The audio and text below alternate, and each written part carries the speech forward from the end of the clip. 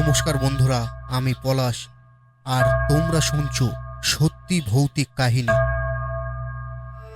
এই যে এইদিকে দেখো, আমি এসছি। কে তুমি? আমি চিনতে পারছো না? এইদিকে দেখো। তুমি? কেন আসতে পারি না? না, তুমি তো মারা গেছো।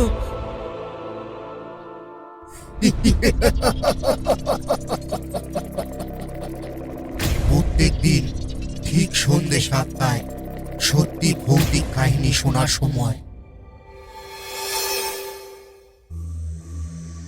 বন্ধুরা, আজকের গল্পটি মধ্যপ্রদেশের কাটনি জেলার ব্রহ্মপুত্রের একটি ছোট্ট গ্রামের বসবাসকারী সুরজ নামের একটি ব্যক্তির সম্পর্কে। তাহলে আসুন সুরজের দৃষ্টিকোণ থেকে এই গল্পটি শুনে। তবে গল্প শুরু করার আগে, যেমন আমি তোমাদের সবসময় বলি যে তোমরা নিশ্চয়ই অনেক গল্প শুনেছ, কিন্তু আমি আশাবাদী যে আজকের গল্পটি শোনার পর তোমরা সত্যিই ভয় পাবে। আমি তোমাদের শুধু অনুরোধ করছি যে যদি তোমরা এই গল্পটি সম্পূর্ণ শোনো তাহলে তোমরা সত্যিই এটি অনেক উপভোগ করবে। এছাড়াও যদি তোমরা আমার চ্যানেলে প্রথম এসে থাকো তাহলে চ্যানেলটি সাবস্ক্রাইব করো। এতে তোমাদের সাথে আমাদের ঘনিষ্ঠতা বৃদ্ধি পাবে এবং আসন্ন ভিডিওগুলি তোমাদের কাছে সহজেই পৌঁছে যাবে। তাই বেশি সময় না নিয়ে দ্রুত আমাদের গল্প শুরু করি। নমস্কার বন্ধুরা, আমার নাম সুরজ এবং আমি মধ্যপ্রদেশের কাটনি জেলার একটি ছোট্ট গ্রামে থাকি। এবং আজ আমি যে গল্পটি তোমাদের বলতে যাচ্ছি তা কেবল একটি গল্প নয়, বরং আমরা এবং আমার বন্ধু দীপকের জীবনের একটি সত্য ঘটনা, যা এখনও আমাদের প্রতি মুহূর্তে ভয় পাইয়ে দেয়। আসলে আমার বন্ধু দীপক এবং আমি একই গ্রামের, যার কারণে আমাদের বাড়ি একই পাড়ায় এবং এই কারণে আমরা দুজনেই ছোটবেলার বন্ধু। আমরা ছোটবেলা থেকেই খেলাধুলো এবং পড়াশুনো করে বড় হয়েছি। এর পাশাপাশি আমরা দুজনেই আমাদের গ্রাম থেকে 10ম শ্রেণী পর্যন্ত পড়াশোনা শেষ করেছি। কিন্তু এরপর আমরা আমাদের পড়াশোনা ছেড়ে দিয়ে আমাদের পরিবারকে সাহায্য করতে শুরু করি, কারণ আমাদের পরিবারের আর্থিক অবস্থা খুবই দুর্বল ছিল এবং আমরা কোনোভাবে বেঁচে থাকতাম। এমন পরিস্থিতিতে আমাদের মতো মানুষের জন্য পড়াশোনার চেয়ে দিনে দুবেলা খাবার উপার্জন করা বেশি গুরুত্বপূর্ণ ছিল। এইভাবে আমরা কোনোভাবে আমাদের পরিবারের খরচ চালাচ্ছিলাম। যখন আমার বয়স মাত্র 18 বছর তখন আমার বিয়ে হয়ে যায়, কারণ আমাদের মতো পরিবারের প্রায়শই ছেলে এবং মেয়ের বিয়ে তাড়াতাড়ি হয়ে যায়। আমার বয়স 18 বছর হয়েছিল এবং তার 1 বছর পর দীপকের বিয়ে হয়েছিল। যাই হোক, বিয়ের পর আমরা বুঝতে পারলাম আমাদের দায়িত্ব কত বেশি। পরিবারের খরচ বাড়ছিল এবং আমাদের কাঁচা ঘরের অবস্থাও ভালো ছিল না, যার কারণে দীপক আর আমি দুজনেই চিন্তিত ছিলাম। আমরা আমাদের পরিবারের সাথে পাশের গ্রামে যেতাম শ্রমিক হিসাবে কাজ করার জন্য, কিন্তু তাতে এতে আমাদের দৈনন্দিন খরচ মেটানো যেত। অন্যদিকে আমরা চাইতাম 2 টাকা বেশি আয় করা হোক, যাতে আমাদের ঘরের অবস্থা উন্নত হয়।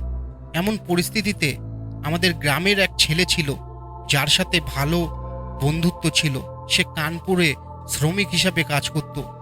একদিন যখন আমি তার সাথে ফোনে কথা বললাম, তখন সে বলল যে এখানে মজুরিও ভালো, একসাথে থাকা এবং খাবারও ভালো।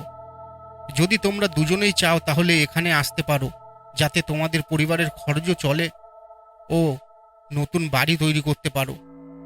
এই কথা শুনে আমি পাপ্পুকে বললাম সে আমাকে আর দীপকের জন্য কাজ খুঁজে দিতে। সেই সময় আমি আর দীপক ভাবছিলাম, যদি এমন একটা কাজ পাই যা আমাদের পরিবারকে কোনোভাবে সাহায্য করবে, যদি খাবার আর থাকার ব্যবস্থা বিনামূল্যে হয়, তাহলে খরচ কত হবে। এই ভেবে আমরা দুজনেই গ্রামের বাইরে কানপুরে যেতে চাইলাম, কিন্তু কানপুর সম্পর্কে আমরা খুব বেশি জানতাম না। পরের 2 দিন পাপ্পুর কাছ থেকে কোনো ফোন আসেনি।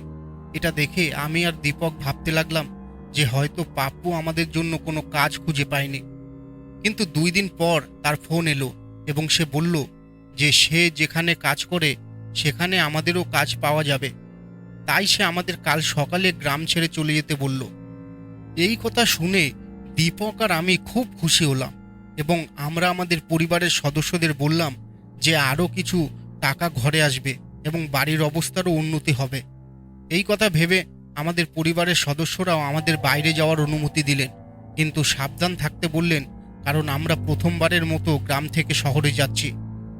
এমন পরিস্থিতিতে পথে যে কোনো কিছু ঘটতে পারে অথবা যে কেউ আমাদের সাথে প্রতারণা করতে পারে। এই কথা শুনে আমরা তাদের বিশ্বাস করিয়েছিলাম এবং তাদের বলেছিলাম যে আমাদের নিয়ে চিন্তা করবেন না, কারণ আমরা কানপুর যেতে পেরে খুশি। কিন্তু আমরা জানতাম না যে পাপ্পুকে আমাদের জন্য কাজ খুঁজে বের করতে বলা এবং কানপুরের উদ্দেশ্যে রওনা দেওয়া আমাদের জীবনের সবচেয়ে বড় ভুল ছিল। পরের দিন আমরা কাটনিতে এসে কানপুরগামী বাসে উঠে বসলাম। সেই সময় আমরা দুই বন্ধু খুব খুশি হয়েছিলাম যে হয়তো এখন আমাদের পরিবারের আর্থিক অবস্থা উন্নত হবে। এই কথা ভাবতে ভাবতে আমরা এভাবেই ভ্রমণ করছিলাম এবং আমরা যে বাসে বসেছিলাম সেটি আমাদের সাথে কানপুরের উদ্দেশ্যে রওনা হচ্ছিল। ধীরে ধীরে আমরা এভাবেই ভ্রমণ করছিলাম। সন্ধে হয়ে আসছিল এবং অন্ধকার আমাদের ঘিরে ধরছিল। সেই সময় দরিদ্রদের নিজস্ব মোবাইল ছিল না, কেবল কিছু শিক্ষিত ধনী লোকের মোবাইল ছিল। প্রায়শই আমরা গ্রামের বাইরে টেলিফোন বুথে কেবল কারো সাথে কথা বলতে পারতাম। এমন পরিস্থিতিতে সেই সময় আমাদের কাছে মোবাইল ফোন কিভাবে থাকতে পারে? আমরা বাসে ভ্রমণ করছিলাম। তারপর আমার কাছে বসে থাকা একজনের কাছ থেকে সময় জিজ্ঞাসা করলাম। সে আমাদের বলল যে রাত 8টা বাজে। এই কথা শুনে আমরা গ্রাম সম্পর্কে কথা বলতে শুরু করলাম। আমাদের পরিবারের সদস্যদের আমাদের সম্পর্কে কি ভাবছে। যাই হোক, আমাদের এখনো রাতে অনেক পথ ভ্রমণ করতে হবে এবং আমরা ভোর 4টের দিকে কানপুর পৌঁছাবো। কিন্তু সম্ভবত অন্য কিছু ঘটতে চলেছে। বাস যত এগিয়ে যাচ্ছিল বাসে বসা যাত্রীর সংখ্যাও কমছিল। যখনই বাস স্ট্যান্ড ছাড়া কোনো রাস্তা থাকতো যাত্রীরা সেখানে নেমে যেত। কিন্তু আশ্চর্যের বিষয় ছিল যে এরপর আর কোনো যাত্রী বাসে উঠতেন না। রাত প্রায় 10টা বাজে যখন সমস্ত যাত্রী বাস থেকে নেমে গিয়েছিলেন এবং আমরা দুই বন্ধু একা ছিলাম। আমরা যখন নির্জন রাস্তায় পৌঁছালাম তখন হঠাৎ বাসটি থেমে গেল। এটা দেখে আমরা দুজনেই চিন্তিত হয়ে পড়লাম। তারপর বাসের কন্ডাক্টর এবং ড্রাইভার দুজনেই বাস থেকে নেমে গেলেন। কিছুক্ষণ পর তারা এসে আমাদের জানালেন যে বাসটি খারাপ হয়ে গেছে। এমন পরিস্থিতিতে সকাল পর্যন্ত এটি মেরামত করা হবে না। হয় আমরা দুজনেই বাসে বসে অপেক্ষা করব যাতে সকালে মেকানিককে ডেকে বাসটি মেরামত করা হয়, অথবা এখান থেকে 2 কিলোমিটার দূরে একটি রাস্তা রয়েছে, সেখান থেকে আমাদের পরবর্তী বাস পাওয়া যাবে। আমরা সেখানে হেঁটে অন্য বাসে চাপতে পারি। এই কথা শুনে আমরা দুজনেই খুব চিন্তিত হয়ে পড়লাম। প্রথমত রাত 10টা বাজে এবং তার উপরে রাস্তাটা অজানা ছিল, তাই আমরা বুঝতে পারছিলাম না কি করব। কিন্তু আমরা সারা রাত বাসে কাটাতে পারি না, কারণ আমাদের ভোর 4টে নাগাদ পৌঁছতে হবে এবং আমাদের বন্ধু ভোর 4টে নাগাদ কানপুর বাস স্ট্যান্ডে আমাদের সাথে দেখা করবে। তাই আমরা দুজনেই সিদ্ধান্ত নিলাম যে আমরা দুজনেই এখান থেকে 2 কিলোমিটার দূরে হেঁটে যাব এবং তারপর সেখান থেকে আরেকটি বাস ধরব এবং তাতেই চলে যাব। এই ভেবে আমরা দুজনেই বাস থেকে নেমে বাস কন্ডাক্টরের দেখানো পথে হাঁটতে শুরু করলাম। তখন খুব অন্ধকার ছিল, কিন্তু আমরা আমাদের সাথে একটি ছোট টর্চ নিয়ে এসেছিলাম এবং আমরা তার সাহায্যে এগিয়ে যাচ্ছিলাম। আমরা সেই নির্জন রাস্তায় হাঁটতে প্রায় 20 মিনিট হয়ে গেছে, কিন্তু পথে কোনো আলো, কোনো ব্যক্তি বা কোনো যানবাহন ছিল না। পুরো রাস্তাটি নির্জন ছিল এবং আমরা অবাক হয়েছিলাম যে রাতে একটি হাইওয়েতে কিভাবে এত নির্জন হতে পারে। এই ভেবে আমরা দুজনেই একে অপরের সাথে কথা বলতে বলতে অন্ধকার দিয়ে এগিয়ে যাচ্ছিলাম। আমরা একটু এগিয়ে এসেছি, ঠিক তখনই কিছু দূরে একটা আলো দেখতে পেলাম। এটা দেখে আমাদের দুজনের মনে একটা আশা জেগে উঠল যে হয়তো এখান থেকে আমাদের কিছু সাহায্য পাওয়া যাবে, কারণ আমরা খুব ক্ষুধার্ত ছিলাম এবং দুজনেই ক্লান্ত ছিলাম। এছাড়াও আমরা জানতে পারবো যে এখান থেকে চৌরাস্তা কত দূরে এবং আমরা একটি ধাবা বা রেস্তোরাঁ সম্পর্কে জানতে পারবো যাতে আমরা সেখানে খেতে পারি। এই ভেবে আমরা সেই আলোর দিকে এগোচ্ছিলাম। সেখানে আমরা দুজনেই আলোর দিকে এগিয়ে গেলাম এবং তারপর সেখানে এগিয়ে যেতে দেখলাম রাস্তার ধারে একটি ধাবা ছিল, আর ওই আলো বাইরে ঝুলন্ত লণ্ঠন থেকে আসছিল। সম্ভবত সেই জায়গায় বিদ্যুৎ না থাকার কারণে লণ্ঠনটিও ঝুলিয়েছিল। এমন পরিস্থিতিতে আমরা দুজন একে অপরের দিকে তাকিয়ে ভাবলাম যে হয়তো আমরা কিছু সাহায্য এবং কিছু খাবার পাবো। তাই আমরা সেই ধাবার কাছে পৌঁছে গেলাম, কিন্তু ধাবার বাইরে লেখা ছিল তোমাদের জন্য 24 ঘন্টা পরিষেবা উপলব্ধ। এরপর আমি ধাবার দরজায় টোকা দিলাম। তার কিছুক্ষণ পর প্রায় 30 বছর বয়সী একজন মহিলা দরজা খুলে দিলেন। আমরা সেই মহিলার দিকে তাকালাম, যার পরনে ছিল শুধু পেটিকোট আর ব্লাউজ, আর গলায় একটা স্কার্ফ। এটা দেখে আমাদের কি হলো যে আমরা ওর দিকে তাকাতে লাগলাম। এবার সে আমাদের দিকে তাকিয়ে বলল, কি চাও স্যার? এই কথা শুনে আমরা আমাদের চিন্তা থেকে বেরিয়ে এলাম। তারপর হাত বাড়িয়ে বললাম, আমাদের বাস এখান থেকে কিছু দূরে নষ্ট হয়ে গেছে। এই পথটা আমাদের অজানা এবং মনে হচ্ছে রাত প্রায় 11টা বেজে গেছে। আমাদের যদি কিছু খেতে দেওয়া হতো তাহলে আমরা আগে খেতাম, তারপর ভাবতাম কোথায় যাব। কিন্তু এখন আমাদের এত খিদে পেয়েছে যে আমাদের মস্তিষ্ক কাজ করছে না। এই কথা শুনে মহিলাটি আমাদের দিকে তাকিয়ে মুচকি হেসে বলল, স্যার, দরজা দাঁড়িয়ে কিছু খাওয়া হবে না ভেতরে আসবে? আমি তোমাদের জন্য গরম খাবার রান্না করব। এই কথা শুনে দীপক আর আমি একে অপরের দিকে তাকালাম। তারপর আমরা দুজনেই ভেতরে গেলাম। আমাদের একটা অন্ধকার ঘরে নিয়ে গিয়ে মহিলাটি আমাদের সামনে রাখা খাটের উপর বসতে ইশারা করলেন। আমরা দুজনেই সেই খাটের উপর বসলাম। সেই ঘরের পাশে রান্নাঘরের দিকে যাওয়ার একটা রাস্তা ছিল। সেই সময় আমরা সেই ঘরে সেই মহিলা ছাড়া আর কাউকে দেখতে পেলাম না। আমাকে এইরকম চিন্তায় ডুবে থাকতে দেখে মহিলাটি বলল, কি হয়েছে স্যার? এই কথা শুনে আমি হাত তুলে বললাম, কিছু না। মহিলাটি বলল, আপনি নিশ্চয়ই ভাবছেন যে আমি এখানে একা থাকি, কিন্তু তা নয়, আমার স্বামীও আমার সাথে থাকে। আজ কোনো কারণে সে রাতে কোথাও চলে গেছে। এমন পরিস্থিতিতে আমি একা। কিন্তু তোমরা চিন্তা করো না, আমাকে বলো কি খেতে চাও, আমি তোমাদের জন্য কি বানাবো। এটা শুনে আমি বললাম, যা বানাতে পারো সেটা বানাও। এটা শুনে মহিলাটি হেসে বলল, ঠিক আছে স্যার, আপনি কিছুক্ষণ অপেক্ষা করুন, আমি শীঘ্রই তোমাদের জন্য খাবার রান্না করে নিয়ে আসছি। সেই সময় আমি দেখলাম দীপক ক্রমাগত ওই মহিলার দিকে তাকিয়ে আছে। এটা দেখে আমি দীপককে আলতো করে ধাক্কা দিলাম। তারপর দীপক তার হাত বাড়িয়ে বলল, হ্যাঁ, যা রান্না করতে পারো তাই তাড়াতাড়ি রান্না করে নিয়ে এসো, আমার খুব খিদে লেগেছে। এই কথা শুনে মহিলাটি হেসে বলল, হ্যাঁ স্যার, তোমরা দুজনেই খাটের উপর বসো, আমি এখনই এনে দেবো। এই কথা শুনে আমরা দুজনেই সেখানে ছড়িয়ে থাকা খাটের উপর বসলাম। মহিলাটি রান্নাঘরে গেল। সেই মহিলাটি চলে যাওয়ার সাথে সাথে আমি দীপকের দিকে তাকিয়ে বললাম, এটা একটা কাজ? তুমি সেই মহিলার দিকে এত গ্রাসকারী চোখে তাকিয়েছিলে? এই কথা শুনে দীপক বলল, তুমি কোন যুগের? আমরা সবেমাত্র প্রাপ্তবয়স্ক হয়েছি, আর আমাদের স্ত্রীও আমাদের সাথে থাকে না। আর এখন এমন পরিস্থিতিতে যদি এমন অর্ধপরিহিত পোশাক পরা কোনো মহিলা আমাদের চোখের সামনে আসে, আমরা তার উপর থেকে চোখ সরাতে পারবো না, আর তাকেও অসাধারণ দেখাচ্ছে। এটা শুনে আমি বললাম, চুপ করো, তোমার বাজে কথা। যাই হোক, মধ্যরাতে সেই আমাদের জন্য খাবার বানাতে রাজি হয়েছে, এটা আমাদের জন্য অনেক বড় ব্যাপার। তারপর আমি রান্নাঘর থেকে বাসনপত্রের শব্দ শুনতে পেলাম। এটা দেখে দীপক বলল, তুমি এখানে বসো, আমি এখনই আসছি। এই বলে সে চলে যেতে লাগলো। তারপর আমি বললাম, আরে তুমি কোথায় যাচ্ছ? এটা শুনে দীপক বলল, আমি রান্নাঘরের দিকে যাচ্ছি, আমি তার রান্না দেখব। এই শুনে আমি বললাম, থামো দীপক, মজা করার একটা সীমা আছে। তারপর দীপক বলল, তুমি এখানে বসো, আমি এখনই আসছি। এই বলে সে চলে গেল এবং রান্নাঘরের দরজায় দাঁড়িয়ে লুকিয়ে রান্না করতে মহিলাটিকে দেখতে লাগলো। সেই সময় দীপককে রান্নাঘরে তাকিয়ে থাকতে দেখে আমি ভাবতে লাগলাম যে যদি ওই মহিলা এটা দেখে তাহলে আমি জানি না সে কি ভাববে। তাই তাকে ফলো করার জন্য আমিও তার পিছনে গেলাম।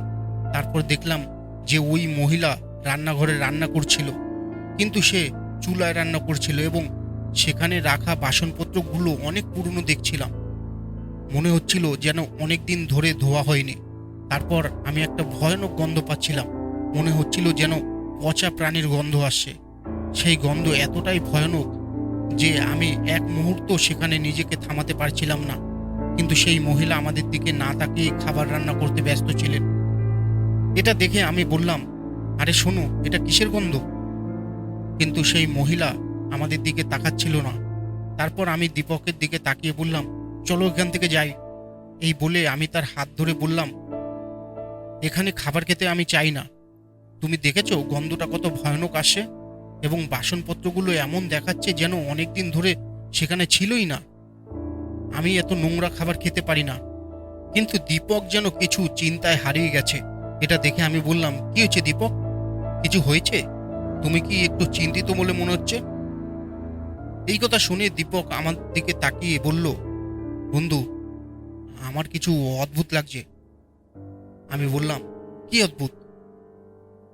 জানি না কেন, কিন্তু এটা অদ্ভুত। ওই মহিলা লাল কিছু বানাচ্ছিলে, মনে হচ্ছিল যেন ওখানে কিছু মাংস পড়ে আছে, কাছেই প্লেটে প্রচুর রক্ত। আমি ভাবছি সে কি আমাদের জন্য কোনো প্রাণীর মাংস বানাচ্ছে। আরে হ্যাঁ তো, এ তো ভয়ানক গন্ধ ছিল যে আমি এক মুহূর্তে থামতে পারছিলাম না। এই কথা শুনে আমি বললাম, তুমি কি বলছো? হ্যাঁ, আমি সেখানে পচা কিছুর গন্ধ পাচ্ছিলাম, হয়তো রান্নাঘরে কোনো ইঁদুর বা কিছু মারা গেছে। কিন্তু তুমি যা ভাবছো তা নয়। এই কথা শুনে দীপক বলল, কিন্তু আমারও একই অনুভূতি হচ্ছিল। সেই সময় আমরা দুজনেই কথা বলছিলাম, হঠাৎ পিছনের ঘর থেকে কিছু শব্দ আসতে শুরু করলো। মনে হচ্ছিল কেউ যেন সেই ঘরের জিনিসপত্র তুলে এখানে সেখানে ছুঁড়ে মারছে। সেই শব্দ শুনে আমরা দুজনেই অবাক হয়ে রইলাম। আমি বললাম, উনি যে বলল ওনার স্বামী বাইরে কোথাও গেছে, তাহলে ঘরে কে আছে? আমি আর দীপক একে অপরের দিকে তাকালাম। তারপর উঠে ওর ঘরের কাছে এসে দরজার কাছে দাঁড়িয়ে শব্দ শুনতে লাগলাম। ভেতর থেকে জিনিসপত্র পাঠানোর শব্দ ভেসে আসছিল। আমি সেখানে বসেছিলাম, মনে হচ্ছিল ভেতরে একজন লোক আছে। তারপর দীপকও আমার পিছু পিছু এলো। সেই সময় ঘর থেকে আসা শব্দ শুনে আমরা দুজনেই অবাক হয়ে একে অপরের দিকে তাকালাম এবং ভাবতে লাগলাম যে আমাদের এই ঘরটি খুলে পরীক্ষা করা দেখা উচিত। ঘরটি খোলার সাথে সাথেই আমরা দেখতে পেলাম যে ঘর খুব অন্ধকার। এটা দেখে আমরা একটু এগিয়ে গিয়ে সেই ঘরে ঢুকলাম। আমাদের ঠান্ডা লাগছিল, সেই স্যাঁতসেঁতে গন্ধও আসছিল। মনে হচ্ছিল যেন ঘরটি অনেক দিন ধরে বন্ধ ছিল। তারপর হঠাৎ আমাদের সামনে একজন লোক এসে দাঁড়ালো। হঠাৎ সে যেভাবে এলো, আমরা দুজনেই খুব ভয় পেয়ে গেলাম। আমাদের হার্টবিট বেড়ে গেল। তারপর আমি সাহস সঞ্চয় করে জিজ্ঞাসা করলাম, তুমি কে? এই কথা শুনে লোকটি চোখ বড় বড় করে অদ্ভুতভাবে আমাদের দিকে তাকালো এবং চোখ ঘোরাতে লাগলো। তার মুখ এবং দেখার ধরন আমাদের কাছে খুব অদ্ভুত মনে হলো। আমরাও একটু ভয় পেয়ে গেলাম। এই কথা শুনে লোকটি আমাদের দিকে তাকিয়ে ভয়ঙ্কর কণ্ঠে বলল, যদি তোমরা এখানে এসে থাকো তাহলে তোমরা চিরকালই এখানেই থাকবে, কারণ যে এখানে আসে সে ফিরে যায় না। সে এই জায়গাগুলির মধ্যেই একটি হয়ে যায়। এই কথা বলে সে জোরে জোরে হাসতে লাগলো। সেই সময় তার হাসির শব্দ খুব ভয়ঙ্কর ছিল এবং পুরো ঘরে প্রতিধ্বনিত হচ্ছিল, যার কারণে আমরা কিছুটা ঘাবড়ে যেতে শুরু করি এবং ভাবতে শুরু করি যে এই লোকটির কথাবার্তার অর্থ কী। ঠিক তখনই আমরা পেছন থেকে ওই মহিলার কণ্ঠস্বর শুনতে পেলাম, তোমরা দুজন এখানে কি করছো? এই কথা শুনে আমরা পিছনে ফিরে দেখলাম যে মহিলাটি আমাদের পিছনে দাঁড়িয়ে আছে এবং আমাদের দিকে রাগ করে তাকিয়ে আছে। এটা দেখে আমরা দুজনেই ঘর থেকে বেরিয়ে এলাম। মহিলাটি দ্রুত সেই ঘরের দরজা বন্ধ করে আমাদের দিকে রাগান্বিতভাবে তাকিয়ে বলল, তোমাদের দুজনের জন্য খাবার প্রস্তুত। আমি বললাম, দুঃখিত, তোমাদের অনুমতি ছাড়াই ওই ঘরটি খোলা উচিত হয়নি। কিন্তু সে চলে গেছে। এই ঘরে কিছু শব্দ হচ্ছিল, তাই আমরা দরজা খুলে তাকালাম, কিন্তু আমাদের এটা করা উচিত হয়নি। এই কথা শুনে মহিলাটি কিছু বলল না। তারপর আমাদের দিকে তাকিয়ে বলল, খাবার তৈরি, খাবার খাও। এই কথা শুনে আমি বললাম, ঠিক আছে, কিন্তু তোমরা এই লোকটিকে এভাবে আটকে রেখেছো কেন? উনি কে? আর তুমি যে বলছো তোমার স্বামী এখানে নেই? এই কথা শুনে সে আমাদের দিকে তাকিয়ে বলল, সে আমার আত্মীয়। আমরা ছাড়া এই পৃথিবীতে তার আর কেউ নেই। ওনার মানসিক অবস্থা ভালো নেই, তাই তাকে এই ঘরে আটকে রাখতে হয়। অন্যথায় সে তার পাগলামিতে যে কোনো কিছু করতে পারে। অন্যদিকে আমাদের ধাবায় আসা লোকেদের কোনো সমস্যা হোক, এটা আমরা চাই না।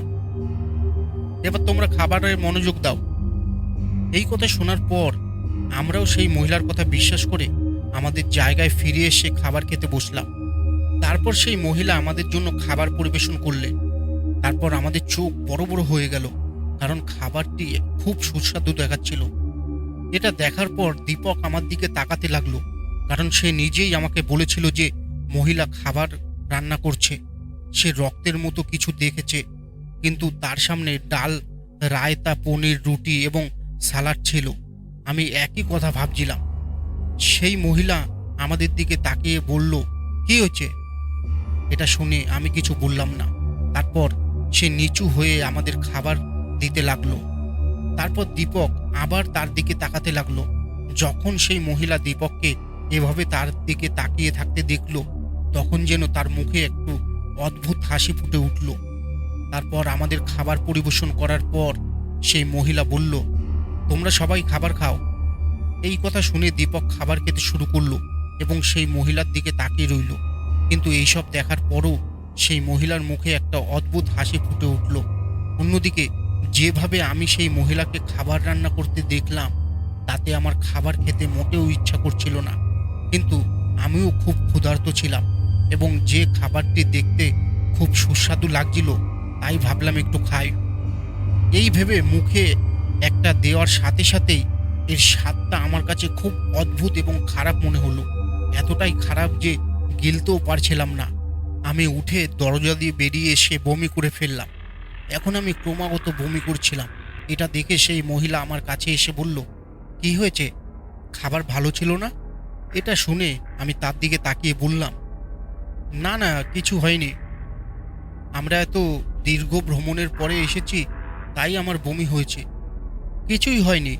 এই বলে আমি ফিরে এসেছি, কিন্তু খাবার খেতে ইচ্ছা করছিল না। সেই মহিলা ভেতরে এসে আমাকে বলল, তোমার খাবার খেতে ইচ্ছা করছে না কেন? আমি এত পরিশ্রম করে খাবার রান্না করেছি এবং তুমিও ক্ষুধার্ত ছিলে, তাই তোমাকেও খেতে হবে। কিন্তু বমি করার পর আমার খুব শরীর খারাপ লাগছে। এমন পরিস্থিতিতে আমি খাবার খাবো না। এই কথা শুনে মহিলাটি রাগে চিৎকার করে বলল, তোমাদের খেতেই হবে। সেই মহিলার কণ্ঠস্বর তখন এত ভীতিকর শোনাচ্ছিল, এক মুহূর্তের জন্য আমি ভয় পেয়ে গেলাম এবং বললাম, তুমি তোমার টাকা চাও, তুমি টাকা পাবে, কিন্তু আমি তোমার খাবার খেতে চাই না। এই কথা শুনে মহিলার রাগ সপ্তম আকাশ ছুঁয়ে গেল। সে আমার দিকে এগিয়ে যাওয়ার আগেই দীপক বলল, খাবারটা সত্যিই সুস্বাদু। এই বলে সে আমার খাবারের প্লেটটা তার সামনে রেখে খেতে শুরু করলো। মহিলাটি রাগ করে আমার দিকে তাকিয়ে রইল। তারপর সে রান্নাঘরে গেল এবং কিছুক্ষণ পর এক গ্লাস জল নিয়ে বেরিয়ে এলো। দীপক কিছুক্ষণের মধ্যেই খাবার খেয়ে ফেলল। খাবার খাওয়ার পর তার দিকে তাকিয়ে মনে হলো যেন সে মাতাল। তারপর হঠাৎ দীপকের মাথায় তীব্র ব্যথা শুরু হলো এবং মাথা ভারী হতে লাগলো। দীপকের দিকে তাকিয়ে আমি বললাম, কি হয়েছে দীপক? তুমি ঠিক আছো? এই কথা শুনে দীপক বলল, হ্যাঁ, আমার একটু মাথা ব্যথা হচ্ছে। তারপর মনে হলো যেন কেউ আমাদের পিছনে খুব কাছে দাঁড়িয়ে আছে। এটা দেখে আমি পেছনে তাকালাম, কিন্তু ওরকম কিছু ছিল না। তারপর হঠাৎ মনে হলো কেউ জানালা দিয়ে আমাদের দেখছে। যখন আমি সাবধানে ওই দিকে তাকালাম, তখন মনে হলো কেউ নেই। তারপর আবার জানালার সামনে দিয়ে কেউ চলে গেল। এটা দেখে আমি উঠে জানালার কাছে এসে বাইরে তাকালাম। আমি অবাক হয়ে দেখলাম যে কিছুক্ষণ আগে যে লোকটিকে আমি ঘরে দেখেছিলাম, সে জানালার সামনে দাঁড়িয়ে আছে আর মুখটা বেশ ভয়ঙ্কর দেখাচ্ছে। এটা দেখে আমি এক মুহূর্ত খুব ভয় পেয়ে গেলাম। তারপর ভাবতে লাগলাম যে এই লোকটি আমাদের পিছনের ঘরে ছিল, তাহলে সে এখানে কিভাবে এলো? তারপর কেউ পেছন থেকে আমার গায়ে হাত রাখলো। আমি ভয়ে ভয়ে পিছনে তাকালাম। তারপর সেই মহিলা আমার দিকে তাকিয়ে বলল, তুমি এখানে কি করছো? আমার রান্না করা খাবার তো তোমার পছন্দ হয়নি, কিন্তু অনেক দেরি হয়ে গেছে, এখন বিশ্রাম নাও। এটা শুনে আমি বললাম, না, আমরা দুজনেই যাব, আমাদের নিয়ে চিন্তা করতে হবে না। তোমরা এভাবে কিভাবে যেতে পারো? আর এত দেরি হয়ে গেছে, এখন রাত্রে কোথাও যাওয়ার জন্য গাড়ি ঘোড়াও পাবে না, এবং আমার মনে হয় এখানকার পথের সাথে তুমি অপরিচিত, তাই তুমি এখানে সেখানে হারিয়ে যাবে। তাই তুমি চাইলে এখানেই বিশ্রাম নিতে পারো। এই কথা শুনে আমি অবাক হয়ে তার দিকে তাকালাম এবং কিছু বললাম না, কারণ তার কথা শুনে আমি অবাক হয়ে গেলাম যে একজন একা মহিলা কিভাবে এত অচেনা লোকেদের তার জায়গায় থাকতে বলতে পারে। সেই সময় আমাকে চিন্তায় ডুবে থাকতে দেখে সেই মহিলাটি বলল, কি হয়েছে? এই কথা শুনে আমি তাড়াহুড়ো করে বললাম, না কিছু না, কিন্তু আমরা এখানে থাকতে চাই না, আমাদের যেতে হবে। আমি আমার কথা শেষ করার আগেই দীপক আমার কাছে এসে বলল, বন্ধু থামো। এই কথা শুনে আমি তাকে কিছু বলার আগেই সেই মহিলা তার কাছে গিয়ে তার কাঁধে হাত রেখে তার চোখের দিকে তাকিয়ে বলল, দাঁড়াও, এখানে কোনো ধরনের সমস্যা হবে না, তুমি যা চাও তাই পাবে। এই কথা শুনে দীপক সেই মহিলার দিকে তাকিয়ে বলল, ঠিক আছে, তুমি আমাকে বলো এবং আমরা এখানে থাকতে পারবো। তারপর সেই মহিলা দীপককে একটা ঘরে নিয়ে গেলেন। সেই সময় আমি দীপককে থামানোর চেষ্টা করলাম এবং তার দিকে এগিয়ে গেলাম, কিন্তু হঠাৎ আমি কিছু একটা নিয়ে পড়ে গেলাম। একটা ঘরে ঢুকে পড়ার পর সেই মহিলা ভেতর থেকে দরজা বন্ধ করে দিলেন। সেই ঘরের দরজা বন্ধ করার সময় তার মুখে একটা অদ্ভুত হাসি ফুটে উঠল। এটা দেখে আমি খুব অবাক হলাম এবং বিচলিত হলাম। আমি দীপককে নিয়ে চিন্তিত হতে লাগলাম যে সে হয়তো জেনে শুনে বা অজান্তেই কিছু ভুল করে ফেলবে, কারণ আমি প্রায়ই গ্রামবাসীদের কাছ থেকে শুনেছি যে শহর ছাড়া অন্য কোথাও এমন মহিলা আছে যারা ছেলেদের জালে আটকে রাখে, তাদের নিজেদের দিকে আকৃষ্ট করে এবং তারপর তাদের টাকা পয়সা এবং সব কিছু ছিনিয়ে নেয়। দীপক হয়তো কোনো ঝামেলায় পড়তে পারে ভেবে আমি দ্রুত সেখানে গেলাম এবং দরজা খোলার সাথে সাথেই আমি হতবাক হয়ে গেলাম, কারণ সামনের দৃশ্য দেখে আমি বিশ্বাস করতে পারছিলাম না যে আমি আমার চোখ দিয়ে যা দেখছি তা সত্য। সেই সময় আমি দেখলাম যে দীপক বিছানায় শুয়ে আছে এবং সেই মহিলা তার মুখের দিকে ঝুঁকে আছে, তার চুল এগিয়ে এসেছে, কিন্তু দরজা খোলার সাথে সাথেই সেই মহিলাটি আমার দিকে রাগান্বিতভাবে তাকালো। যখনই আমি দীপকের কাছে গেলাম তখন দীপক দেখলাম পুরোপুরি তার ফাঁদে পা দিয়েছে। দীপকের ঘাড় থেকে একটু রক্ত বের হচ্ছিল। হয়তো সেই ডাইনি রক্ত পান করতে চেয়েছিল, কিন্তু আমি তার আগেই সেখানে পৌঁছে গিয়েছিলাম। দীপক সেই ভয়ঙ্কর মহিলার দিকে এমনভাবে তাকাচ্ছিল যেন গর্গই মিস ওয়ার্ল্ড। তারপর আমি দীপকের কাছে এসে তার হাত ধরে তাকে উপরে তুলে বললাম, দীপক চলো এখান থেকে। কিন্তু দীপক আমার দিকে তাকাচ্ছিল না। তারপর সেই ডাইনি আমার দিকে রাগে তাকিয়ে তার হাত বাড়িয়ে আমার ঘাট ধরে রাগে ঘুরে বলল, অবশেষে তুমি এখানে এসেছো, কিন্তু তুমি আমার হাত থেকে পালাতে পারবে না। তোমাকেও তোমার বন্ধুর সাথে চিরকাল আমার সাথে এখানে থাকতে হবে। এই বলে সে হাসতে শুরু করলো।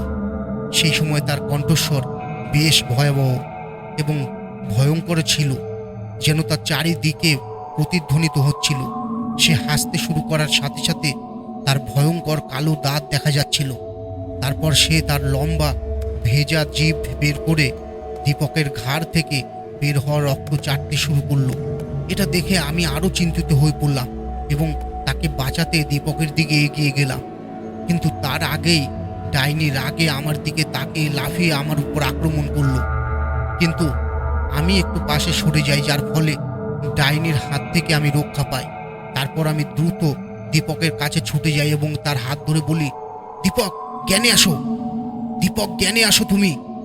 তারপর হঠাৎ দীপক তাড়াহুড়ো করে আমার দিকে তাকিয়ে থাকে, যেন সে নিয়মের ঊর্ধ্বে, এবং ডাইনিকে তার সামনে দেখে সে খুব ভয় পেয়ে যায় এবং খুব ঘাবড়ে যায়। কিন্তু আমি তার হাত ধরে কিছুটা সাহসের সাথে বললাম, চলো চলো চলো চলো এখান থেকে পালাই। এই বলে আমি তার হাত ধরে ফেলি এবং বাইরে যাওয়ার আগেই দরজা বন্ধ হয়ে যায় এবং সেই ডাইনি এসে আমাদের চোখের সামনে এসে দাঁড়ায়। সে এসে আমাদের সামনে দাঁড়ানোর সাথে সাথেই হঠাৎ ঘরে জোরে কান্না, চিৎকার এবং হাসির শব্দ আসতে শুরু করে। শব্দ এত জোরে ছিল যে মনে হচ্ছিল যেন আমাদের কানের পর্দা ফেটে যাবে। এটা দেখে আমরা ভয়ে কানে হাত রাখি। তারপর হঠাৎ আমরা ঘরে অনেক লোক দেখতে পাই।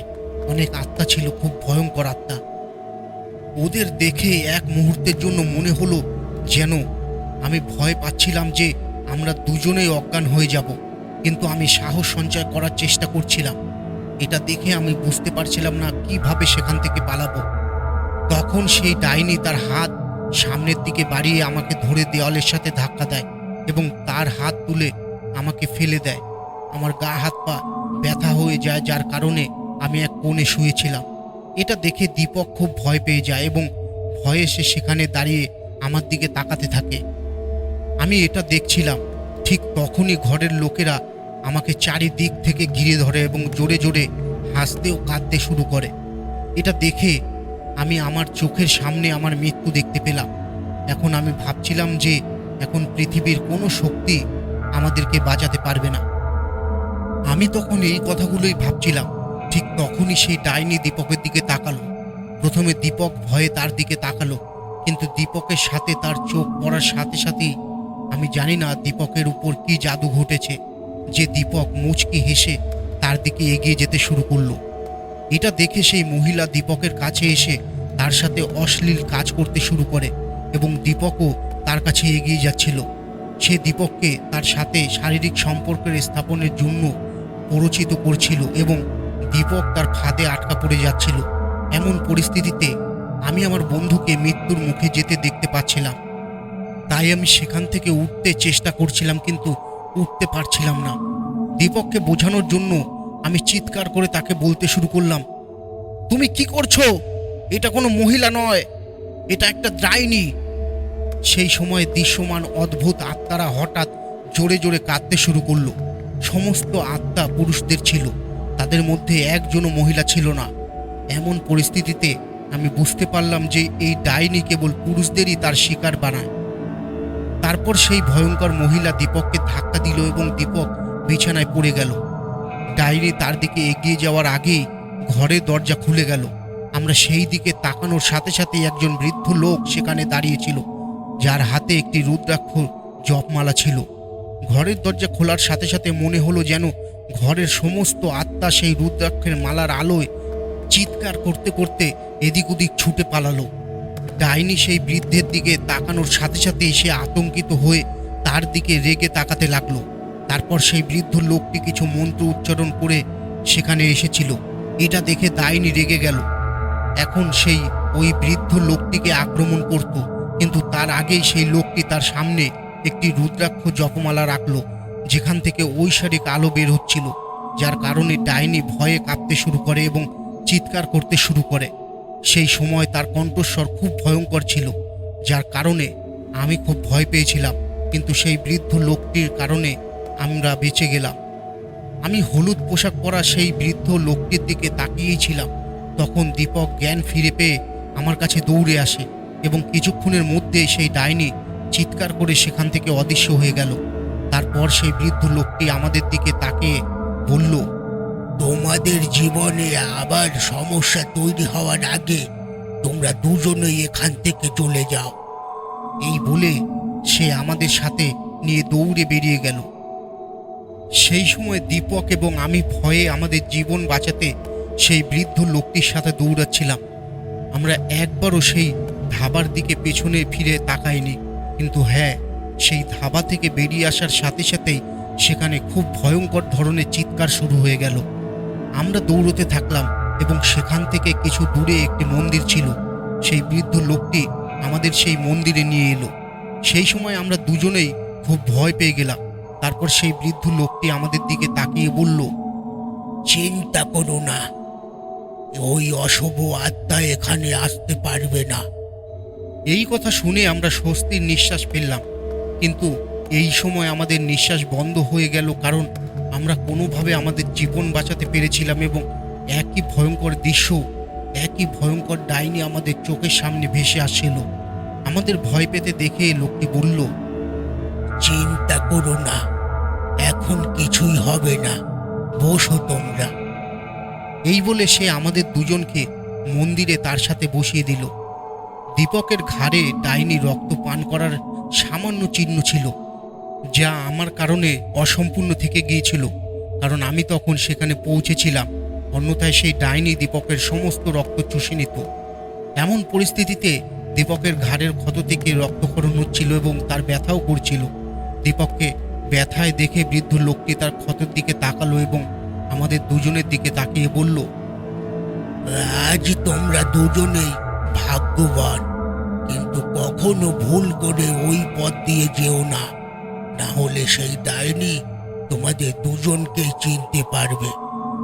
এই বলে সে দীপকের দিকে তাকিয়ে বলল, সে তোমার রক্ত চুষে ফেলেছে, এমন পরিস্থিতিতে সে তোমাকে জীবিত ছেড়ে যাবে না। যদি তুমি তোমার জীবনকে ভালোবাসো তাহলে কখনো এই পথ দিয়ে যেও না, এবং রাতে আসার কথাও ভেবো না, কারণ তার কালো শক্তি তোমাকে জোর করে তার কাছে টেনে নেবে। এই কথা শুনে আমি হতবাক হয়ে গেলাম, আর দীপক ভয় পেয়ে গেল। তারপর আমি আতঙ্কিত হয়ে বললাম, বাবা, আমাদের জীবন বাঁচানোর জন্য আপনাকে অনেক ধন্যবাদ। অন্যথায় আমরা বাঁচার আশা ছেড়েই দিয়েছিলাম। আপনি আমাদের জন্য ঈশ্বর হয়ে এসেছেন। এই কথা শুনে আকাশের দিকে তাকিয়ে বৃদ্ধ লোকটি বললেন, আমি ঈশ্বরের একজন ক্ষুদ্র দাস, এবং যদি তার কৃপায় কারো জীবন রক্ষা পায় তবে এর চেয়ে ভালো আর কি হতে পারে। এই কথা বলে তিনি কিছুক্ষণ আমাদের সাথে কথা বললেন। একই সাথে দীপকের ঘাড়ের ব্যথা এবং জ্বালাপোড়া বাড়তে থাকে। তিনি নিজেও জানতেন না যে কখন এবং কিভাবে তার ঘাড়ে এই দাগটি তৈরি হয়েছিল।